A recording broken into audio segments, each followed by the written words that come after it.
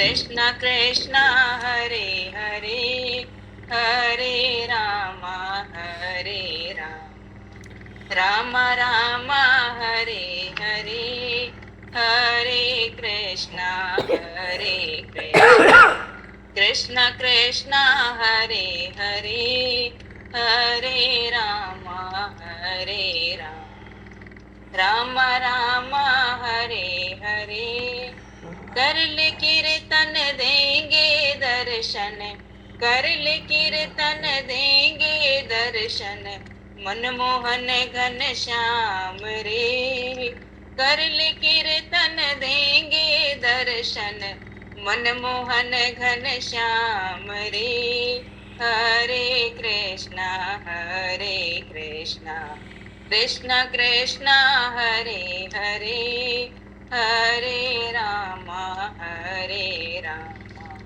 राम राम हरे हरे हरे कृष्ण कृष्ण कृष्ण हरे हरे हरे राम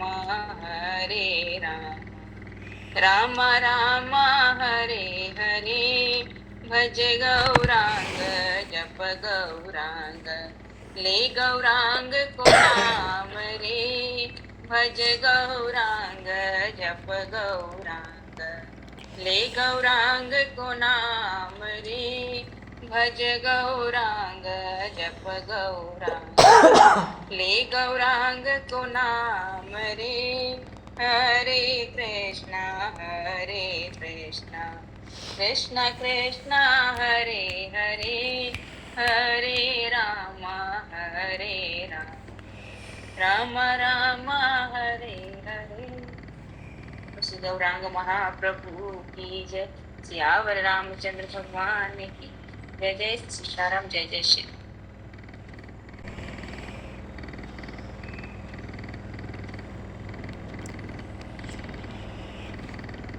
हरि शरण।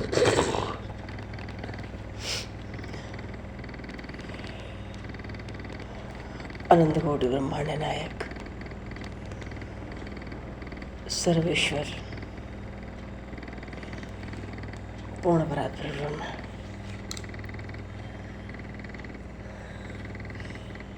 असंख्य कल्याण मंगल निलय,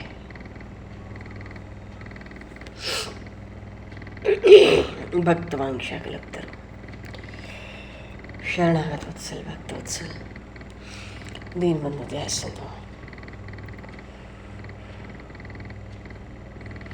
भगवान श्री सीताराम जी महाराज की असीम कृपा करने से हनुमान जी महाराज की परम पावन भाव में सन्निधि में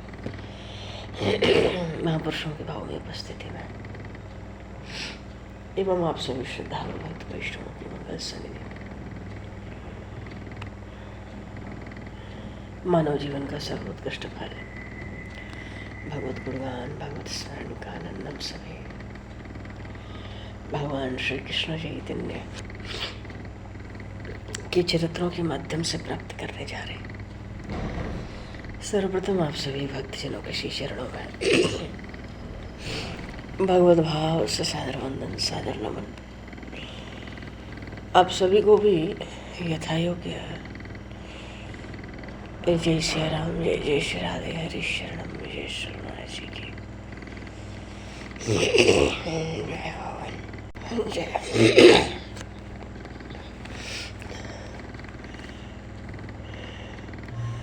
कर्पूरगौरं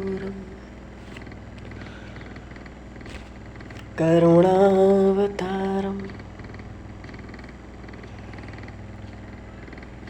संसारसारं भुजेन्द्रहारं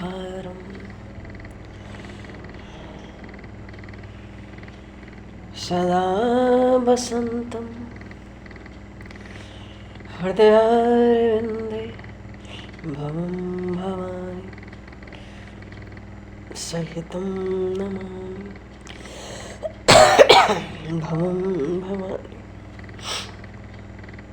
सहितं नमामि। हरि शरण।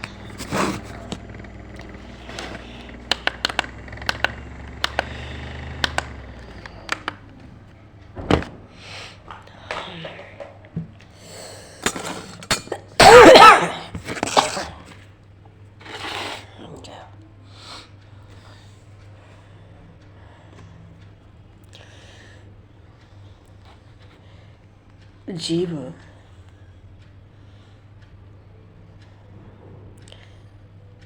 के मन में जब भी दुख, शोक, संताप, चिंता, विषाद, हलचल हो गए तो गोस्वामी जी ने तो श्री रामचरितमानस में बड़ी सिद्ध चौपाइयाँ लिखी हैं। जिस तरह का विकार मन में होए, विषाद होए, चांचल्य होए, उसके अनुसार चौपाई बोलो।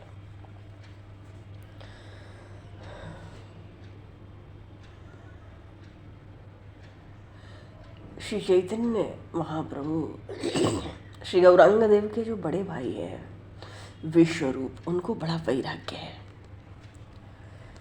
अब हमारे मन में कोई भविष्य की चिंता आ जाए और हम उसको मिटाना चाहें तो भाई जो नहीं होने वाला है वो होगा नहीं, जो होने वाला है उसको कोई रोक सकता नहीं। इतना पर्याप्त है। कुल मिला के इतनी बात है कि होई है सोई जो राम रचि राखा, को करी तर्क बढ़ावे साका। हमारे चिंता से न कुछ बदलने वाला है, न कुछ नया होने वाला है।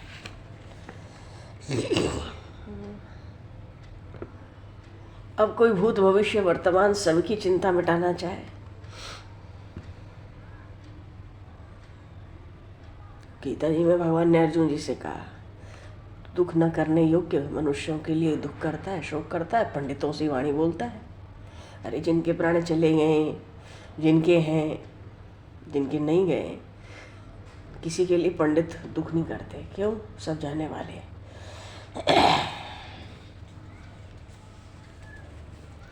महापुरुष तो कहते हैं हंसें किस पे और रोएं किस पे। रोना उन पे जो चले गए तो वे तो चले गए, हंसें किस पे जो हैं वो तो जाने ही वाले हैं। इसलिए जीव को हर समय भगवान के भरोसे प्रसन्न रहना चाहिए। भगवान के भरोसे क्यों? भगवान खुद ही कहते हैं अपने कर्तव्य कर्म जितने हैं मुझे समर्पित कर दे, तो मेरी शरण में आया,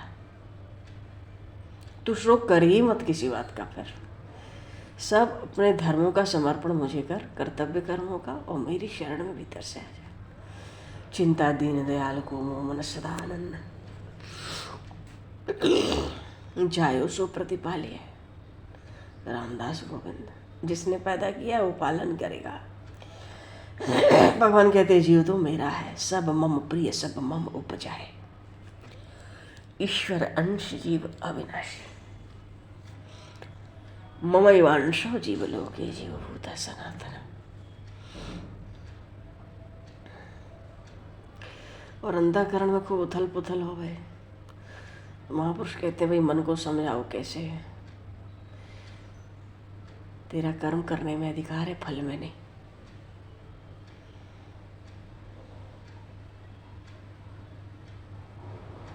इसलिए प्रसन्न रहे, भगवान नाम जपता रहे, क्योंकि भगवान नाम तो संपूर्ण पापों को नाश करने के लिए, भगवान नाम तो बड़ी खास औषधि है। वैसे भी जितनी प्रतिकूल परिस्थितियां आती हैं सब पूर्व पापों का नाश करने के लिए आती हैं। हमें तो यही विचार करना है, हमारा अंतःकरण पवित्र हो रहा है, हृदय में हलचल हो गए तो भगवान के सन्मुख होकर जप और कीर्तन करना चाहिए, भगवान को बारंबार प्रणाम करना चाहिए।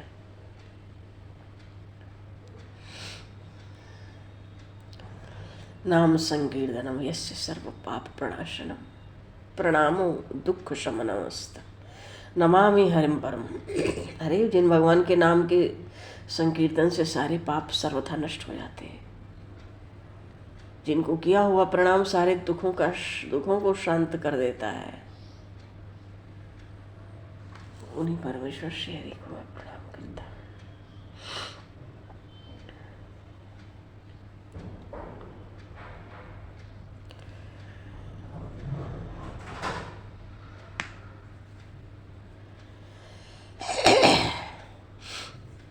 मन में अशांति का कारण इतना ही है, जब मन की बात होती है तो शांति है, मन की बात हमारे नहीं हुई तो अशांति हो जाती है। चलो जो विश्व रूप है नवद्वीप के शांतिपुर में।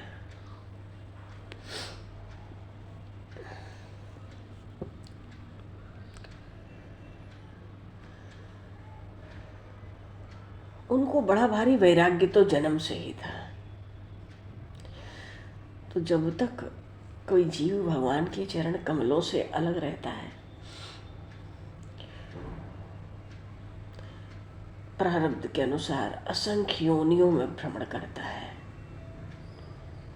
और सब जगह घूमता हुआ मनुष्य योनि में आना चाहता है और आता है, क्योंकि एक ये ऐसी योनि है मनुष्य की कि जीव अपने सत्य स्वरूप को प्राप्त कर सकता है फिर से। इसलिए ये मनुष्य योनि ही कर्म योनि है। शेष सब भोग योनि है, जो किए थे वही भर रहे हैं। मनुष्य कर्म के द्वारा निष्कर्म बनता है, मानो कर्म करता हुआ भी अकर्तापन में कुछ नहीं करता है और पुनरावृत्ति से रहित हो जाता है। फिर आने जाने का चक्कर छूट जाता है, क्योंकि आना जाना जो है वो कर्म की वासनाओं के कारण होता है। हम अपनी वासनाओं के कारण ही अनेक जन्मों में जन्म ग्रहण करते आए हैं। जन्म ग्रहण करते हैं, फिर मरण का दुख भोगते हैं। तो कर्म की वासना अगर इसका नाश हो जाए तो भगवान का दर्शन हो जाता है।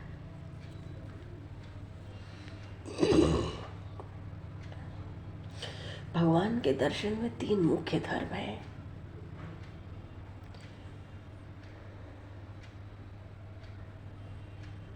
पहली बात तो ये कि हृदय में अज्ञान की ग्रंथि पड़ी है, गांठ लगी है।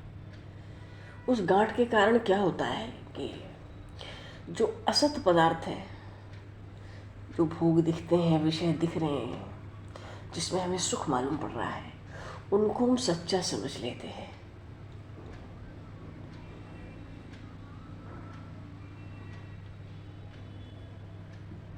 तो अगर हम उसको झूठा समझ लें, मिथ्या समझ लें, दुख देने वाला समझ लें, 84 लाख योनियों में ले जाने वाला समझ लें, तो वो ग्रंथि खुल जाए। मानो मन से वासना समाप्त हो जाएगी। वैसे भी जो दिखता है वो सब परिकल्पना है। यहाँ तक कि हमारा शरीर भी, शरीर, इंद्रिय, मन, बुद्धि तो अपने नहीं, किसको और अपना कहें? कौन अपना होगा? है ही नहीं ये सब बातें यहाँ पर कुछ ऐसी। तो ये तो कल्पनाएं हैं। इन्हीं कल्पनाओं में हम जन्म जन्मांतर से हैं। गांठ खुलती नहीं और हम भवसिंधु में पड़े रहते हैं।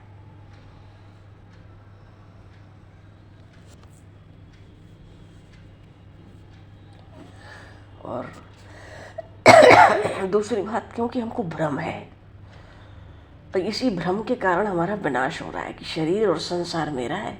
संसार में जितने सुख दिख रहे हैं ये सब हमारे लिए, भोग लो, खा लो, पहन लो, मिल लो, जुल लो, सो लो। यही भ्रम है। इसमें सुख है नहीं, हमें सुख मिलता है, हम सुख मानते हैं, तो बड़ा भारी भ्रम है। अगर ये भ्रम दूर, यही हमारे विनाश का कारण है, ये भ्रम दूर हो जाए तो सब संशय दूर हो जाते हैं। और तीसरी बात, जो हम भवसिंधु में हैं आने जाने के चक्कर में, इसका कारण है कर्म का बंधन।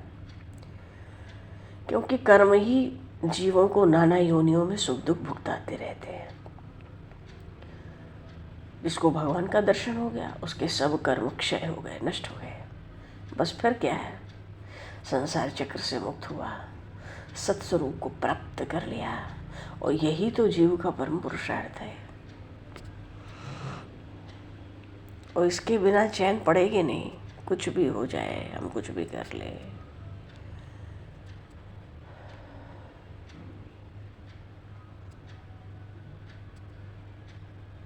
सबसे पहले सृष्टि में कौन सा धर्म उत्पन्न हुआ? त्याग। इसलिए सब प्राणियों का मुख्य और प्रधान उद्देश्य है त्याग। तो संसार के जो सुख है, विषय है, जब त्याग कर सकें तभी कर देना चाहिए, क्योंकि त्याग धर्म सबसे प्रधान है सृष्टि का। यही कारण है सृष्टि के आदि में जो सनक सनंदन सनातन सनत कुमार हुए, ये चारों त्यागी सन्यासी है। भगवान ने वामन अवतार लिया, कपिल अवतार, दत्तात्रेय के रूप में, कहीं ऋषभदेव के रूप में। सब अवतारों में त्याग का ही भगवान ने उपदेश दिया है। मर्यादा पुरुषोत्तम भगवान श्री राम ने अपने अवतार में त्याग का ही उपदेश दिया है। भगवान श्री कृष्ण ने त्याग का ही उपदेश दिया है। आसक्ति तो है ही नहीं कहीं, क्योंकि त्याग ही साधन है।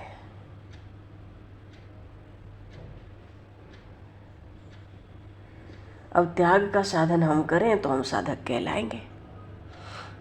साधक का अर्थ है त्याग का साधन करने वाला, अपने जीवन में त्याग का उपाय करने वाला।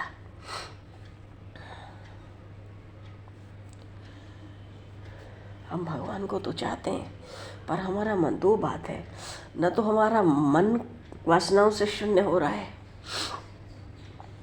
विषय सुख से शून्य हो रहा है, और न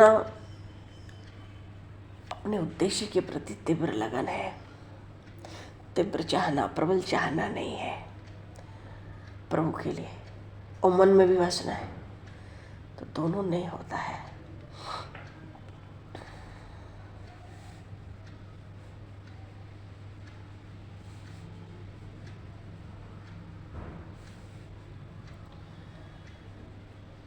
पर विश्वरूप को घर में वैराग्य है। ये तो अवतारी जीव हैं, महात्मा है बहुत विशेष। कोई कहते ना कि हाँ, अगर कोई गृहस्थ में भी रहकर, जैसे कहा गया कि जो गृहस्थ धर्म है अगर निष्काम भाव से किया जाए तो सर्वश्रेष्ठ है,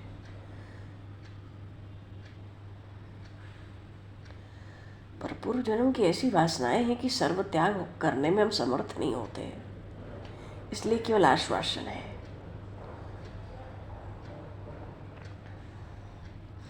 हाँ, यदि मोक्ष की प्राप्ति का उद्देश्य हो और धर्म आचरण हो तो धीरे धीरे कर्म का बंधन से जीव मुक्त हो जाता है। विश्वरूप पाठशाला में जाते हैं,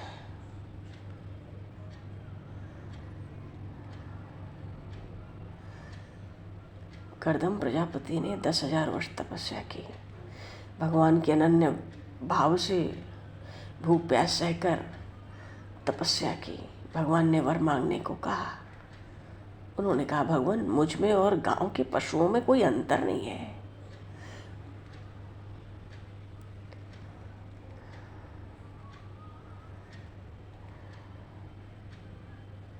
दस 10,000 वर्ष तपस्या किए और वरदान क्या मांगे? मेरे अनुकूल मुझे भार्या दीजिए, यही मैं वरदान मांगता हूँ। भगवान के नेत्रों में जल भरा है। असल में प्रजापति ब्रह्मा जी ने इनसे कहा कि तुम प्रजा वृद्धि करो, ये प्रस्तुत नहीं थे, तो उन्होंने कहा तप करके भगवान से प्रसन्न करके अपने अनुकूल कन्या ले लो,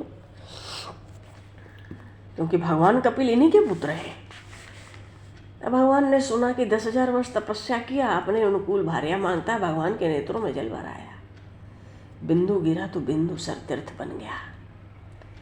माया की प्रबलता देख के स्वयं भगवान आश्चर्यचकित हो गए और स्वयं इनके यहाँ देवहूति के गर्भ से कपिल रूप में प्रकट हुए। माता पिता को तत्व का उपदेश किया भगवान कपिल ने, अंत में संन्यास लिया।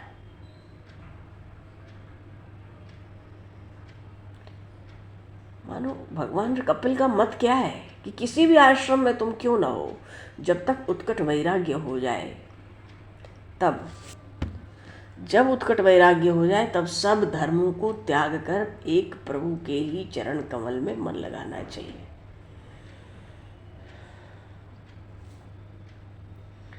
यही परम पुरुषार्थ है। और ये पूर्व जन्मों के परम शुभ संस्कारों से ही प्राप्त होता है। निमाई के भाई विश्वरूप की अवस्था 16 वर्ष की है, साधारण बालक नहीं है। सत्यलोक ब्रह्मलोक के जीव थे, योग भ्रष्ट हो गया है और माता पिता के लिए तो साधारण कभी नहीं थे।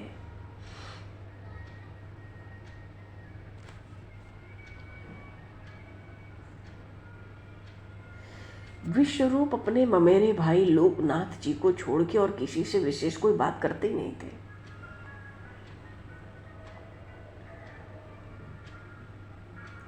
लोकनाथ को प्राणों से भी अधिक प्यार करते थे और लोकनाथ इनसे 6 महीने अवस्था में छोटे थे और इनमें गुरु भक्ति करते थे। दोनों के विचार एक जैसे थे। एकांत में बैठ जाएं तो घंटों परमार्थ की बातें हुए। पंडित जी ने देखा, पंडित जगन्नाथ मिश्र ने, पुत्र की अवस्था 16 वर्ष की हुई, विवाह का प्रबंध होना चाहिए। सची देवी को भी ठीक लगा, कन्या की खोज हुई।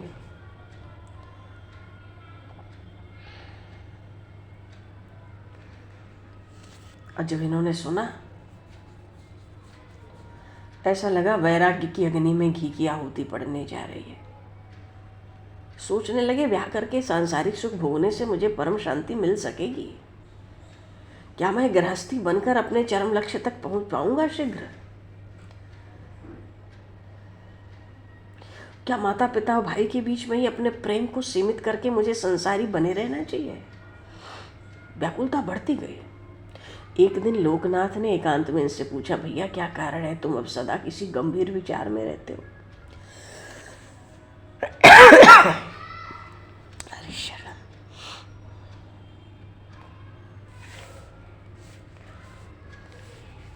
लोकनाथ जी ने कहा, बताओ ना बताओ, मैं सब जानता हूँ।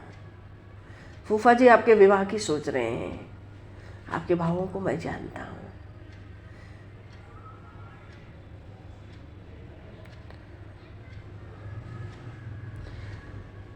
मैं सब जानता हूँ आप क्या करने वाले हैं, पर यही विनती है कि मुझे अपने चरणों से अलग न करना। ये मेरी अंतिम प्रार्थना है। लोकनाथ जी साधारण नहीं है। लोकनाथ के ही शिष्य और उत्तम ठाकुर हुए हैं। ये सब परिकर में चैतन्य महाप्रभु के आगे आने वाले हैं। चैतन्य महाप्रभु के ये जो लोकनाथ जी अरे शरण, चलो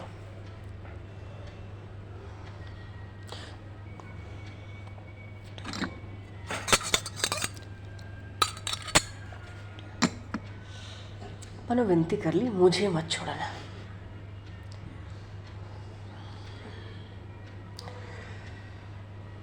भोजन के लिए घर से निकले दोनों भाई। वैसे भी घर में कम रहते थे, शाम को भोजन के लिए घर आ जाते, नहीं तो अद्वैताचार्य की पाठशाला में।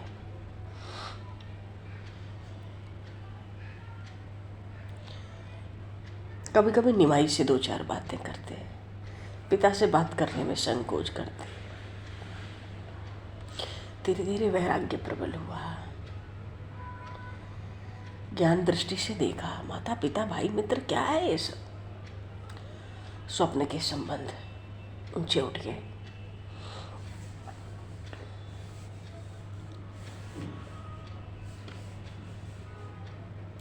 धीरे धीरे वो अपने को समझ गए।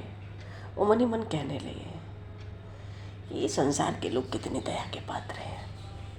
रोज न जाने क्या क्या विचार करते हैं, बड़े बड़ा विधान बनाते हैं, पर ये सब अज्ञात शक्ति की प्रेरणा से घूम रहे हैं।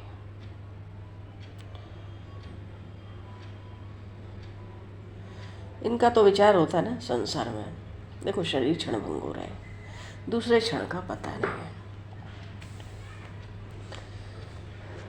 भरथरी जी कहते थे, अरे ओ युवकों, जब तक शरीर कोमल है, नया है, स्वस्थ है, बद्धावस्था दूर है, तुम्हारे इंद्रियों में शक्ति बची है, आयु बची है, अपने कल्याण का प्रयत्न कर लो, इसमें बुद्धिमानी है। और घर में आग लग जाए तो कुआं खोदेंगे तो बस मूर्खता ही है।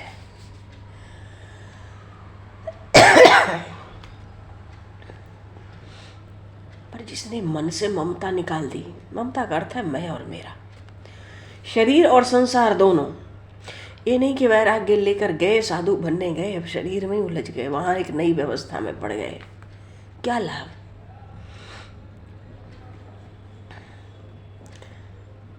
वैराग्य शरीर संसार से ही नहीं होता है, शरीर से भी होता है। अगर असत्य है तो दोनों, शरीर और संसार।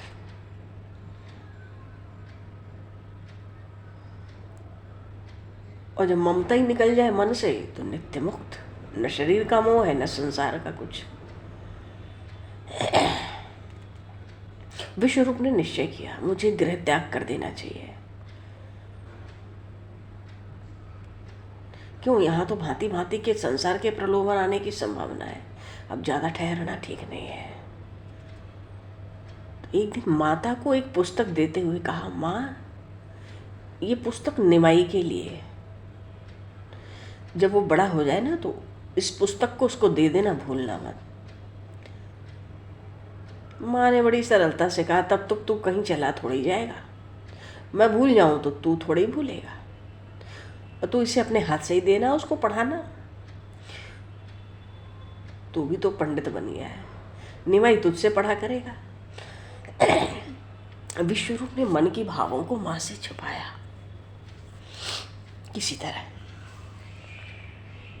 हाँ ठीक है, मैं राहत तो दे ही दूंगा, पर आप याद रखना इस बात को। अब माँ को क्या पता था, भूली भाली शची देवी, कि विश्वरूप 2-4 दिन के मेहमान हैं, फिर ये मनमोहिनी सूरत हम कहाँ देखेंगे।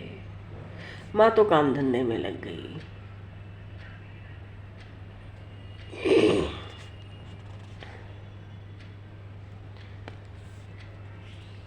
उस समय जाड़े का समय था। घर में एक बार उन्होंने दृष्टि डाली, एक और माता सो रही है, उनके पास में चुपचाप निमाई आंख बंद करके गौरांग शयन कर रहे। पंडित जगन्नाथ मिश्र के पिता रजाई ओढ़े खाट पर सो रहे। विश्वरूप ने एक बार खूब ध्यान से पिता की ओर देखा। सिर के बाल पके हुए थे, मुंह पे झुर्रियां।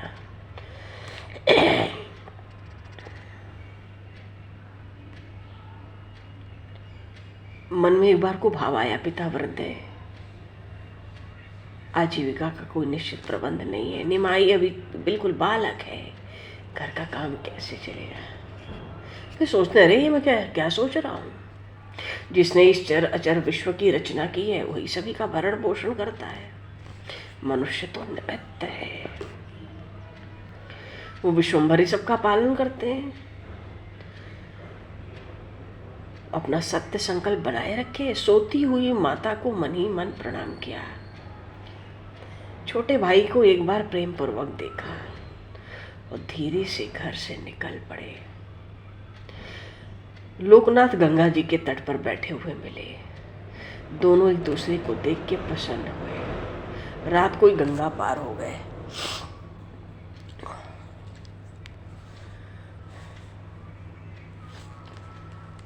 और रात को नाव कहाँ मिले, पर दोनों निर्भीक थे। त्याग था, वैराग्य था, जीवन का मोह तो था ही नहीं। गंगा के किनारे तो छोटे छोटे बच्चे भी खूब तैरना जानते हैं, फिर तो युवक थे, ये तैरने में प्रवीण थे। निर्विघ्न गंगा पार हो गई। बोलिए श्री गंगा मैया की जय।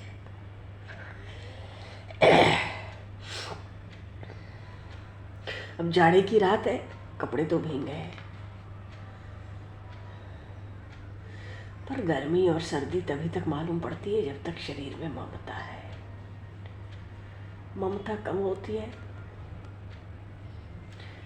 धीरे धीरे जीव निर्द्वंद हो जाता है। विश्वरूप निर्द्वंद हो चुके थे। उसके बाद विश्वरूप जी का कोई निश्चित कोई कथा, कोई वृत्तांत नहीं मिला।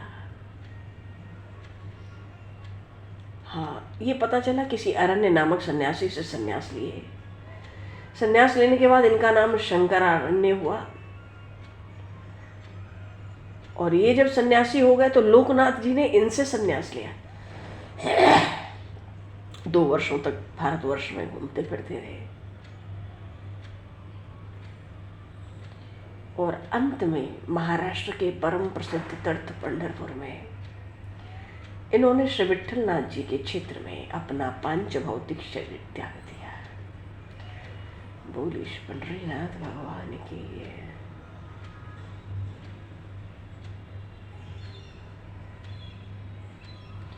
और जब इन्होंने शरीर त्यागा तो उससे पहले जो अपना तेज था श्री माधवेंद्रपुरी के आश्रम में उन्हीं के जो शिष्य ईश्वरपुरी थे उनको दे दिया था। और ईश्वरपुरी से ही वो तेज श्री नित्यानंद जी के पास आ गया था। यही नित्यानंद जी बलराम जी या शेषनाग के अवतार माने जाते हैं। आगे आएगा प्रसंग। इससे ज्यादा कुछ वृत्तांत विश्वरूप जी का नहीं मिला। उधर शांतिपुर में नवद्वीप में सुबह हुई।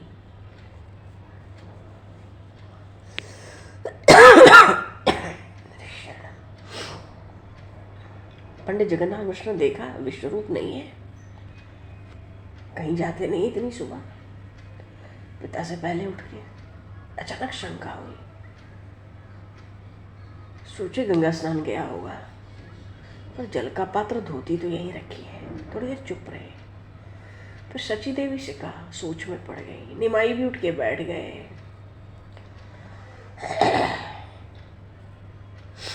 माता को लगा कि लोकनाथ क्या गया होगा। क्यों? उनके भाई के लड़के थे लोकनाथ।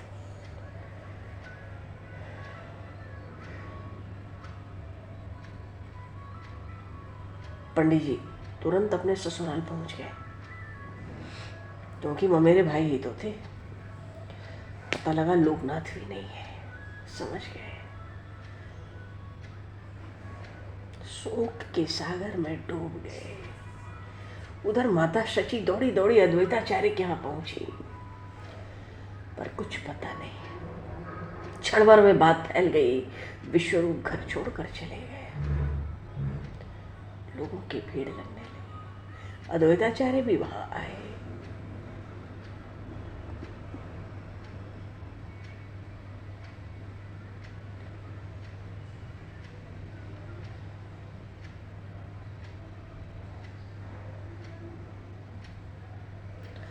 खुद को तो लगता था विश्वरूप इतने निर्मोही तो नहीं थे, कम से कम छोटे भाई का तो मुंह देखे होते। मिश्रा जी की आंखों से तो अश्रुओं की धारा। क्या कहेंगे प्राण प्यारे पुत्र।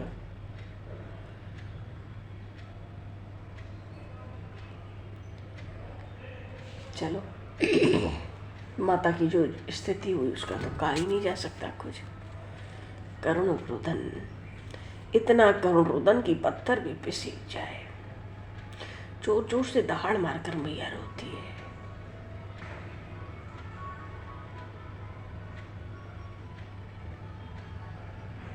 बार बार कहती, बेटा इस बूढ़ी को अधजली ही छोड़कर कहाँ चला गया। मेरे बुढ़ापे का कुछ भी ख्याल नहीं किया, छोटे भाई को भी नहीं देखा। ये तो तेरे बिना क्षण भर भी नहीं रहेगा। मैं तो जानती नहीं थी मेरा विश्वरूप इतना निर्दयी भी बन सकता है। निमाई भी जोर जोर से रोने लगे विलाप सुन सुनकर माता का।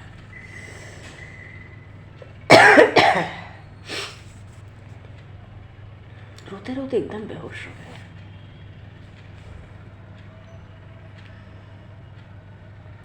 लोगों ने जल डाला। सब समझा रही थी स्त्रियां सची देवी को, अब रोने से क्या होगा, धैर्य धारण करो। पुत्र ने कोई बुरा काम तो नहीं किया है, सैकड़ों पीढ़ियों को उतार दिया उसने। भगवान की भक्ति से बढ़कर और क्या है। इस निमाई को देखो, धैर्य धारण करो। रुदन से देखो, ये भी बेहोश हो गया। तो रोना बंद कर। माता ने धैर्य धारण किया। धीरे धीरे चेतना हुई निमाई को। माँ से कहते, माँ दादा चले गए, कोई बात नहीं, कोई चिंता नहीं, मैं तुम लोगों की बड़ा होकर बड़ी सेवा करूंगा, आप लोग धैर्य धारण करो।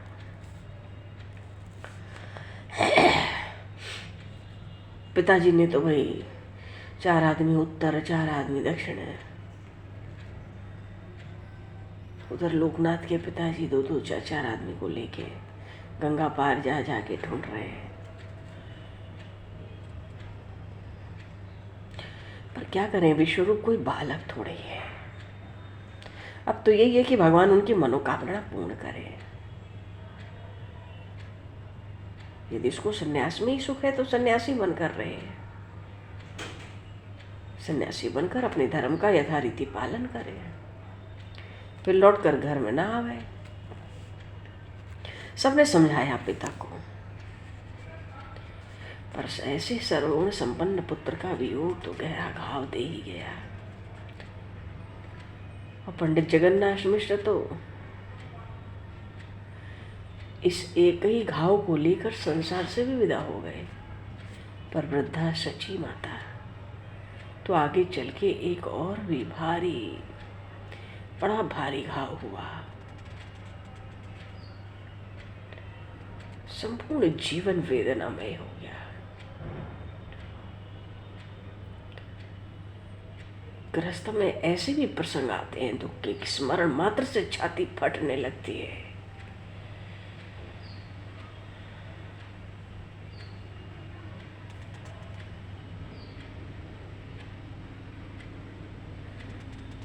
अरे जानकी मैया ने भी हनुमान जी से कहा था अशोक वाटिका में, हनुमान वो सत्यवादी महात्मा धन्य है जिन्हें प्रिय की प्राप्ति में न सुख होता है न दुख होता है, कोई व्यथा नहीं होती। ऐसे महात्माओं के चरणों में बारंबार प्रणाम है। मानो हमें तो स्वामी से अलग होने का सुख दुख सब होता है। वो धन्य है जिनको कोई फर्क ही नहीं पड़ता। पर आगे तो अब तो निमाई को भी पढ़ना लिखने का समय आ रहा है। कुछ पढ़ेंगे लिखेंगे, बड़ी चंचलता कर ली। पुत्र का स्नेह संसार में बड़ी विलक्षण वस्तु कही गई है।